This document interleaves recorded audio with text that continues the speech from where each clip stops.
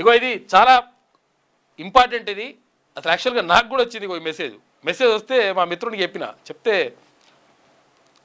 ఇట్టి పరిస్థితుల్లో ఓపెన్ చేయదని చెప్పాడు మా రవి. చెప్పడంతో నేను దీన్ని ఓపెన్ చేయలే.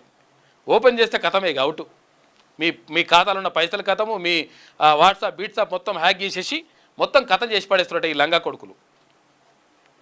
ఇదేందో అసలు యాక్చువల్గా దీన్ని చాలా జాగ్రత్తగా చూడండి, చాలా ఇంపార్టెంట్ ఇది. రాష్ట్రంలో ఏపీకే ఫైల్స్ అల్లజడి, ఏపీకే అని చెప్పేసి వస్తుంది. ఏపీకే అని చెప్పేసి ఇట్లా ఒక ఫైల్ అని వచ్చేసి తర్వాత దానిపైన పక్కకు ఏపీకే అని వస్తుంది. అది వచ్చి దాన్ని జస్ట్ ఓపెన్ చేసినామంటే కథం అయిపోయినట్టే లెక్క. నాకు అదృష్టం ఏంటంటే అది ఇట్లా ఓపెన్ చేస్తుంటే ఇది డేంజరస్ అని చెప్పేసి వచ్చింది దానికి. ఇది చాలా ప్రమాదకరం, దీన్ని ఓపెన్ చేయొద్దని చెప్పేసి వచ్చింది. దాంతో ఆగిపోయినా. పాపం తెలియక చాలామంది ఓపెన్ చేస్తారు. ఓపెన్ చేసి కథమేనట.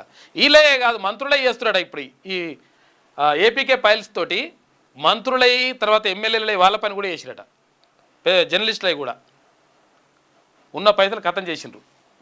చాలామంది బ్లాక్ అవుతుందన్నటువంటి భయంతో లింక్పై క్లిక్ చేశారు. ఆ క్షణం నుంచి వారి ఫోన్లు నేరగాళ్ళ ఆధీనంలోకి వెళ్ళిపోయినాయి. అలా పైసలు ఉంటాయా పోతాయా, లేకపోతే ఇప్పుడు ఫోన్లో ఉన్న వివరాలు ఏమవుతాయి, ఏం కథ, రాగమా ఉందట పరిస్థితి. కాబట్టి ఏపీకే అని వస్తుంది, లింకు పక్కకు వచ్చేస్తుంది. ఇక్కడ ఏపీకే అని చెప్పేసి వస్తుంది, దాంట్లో కనిపిస్తుంది మనకు. ఆ ఏపీకే అని కనిపిస్తే మాత్రం డెఫినెట్గా దాన్ని ఓపెన్ చేయకండి, దాన్ని డైరెక్ట్ డిలీట్ చేసి పడేయండి.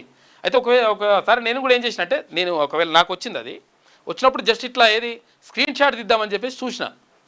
ఆ నెంబర్ స్క్రీన్ షాట్ కూడా వస్తలేదు. అటువంటి కథలు పడరు ఈ కొడుకులు. కాబట్టి జాగ్రత్తగా ఉండండి.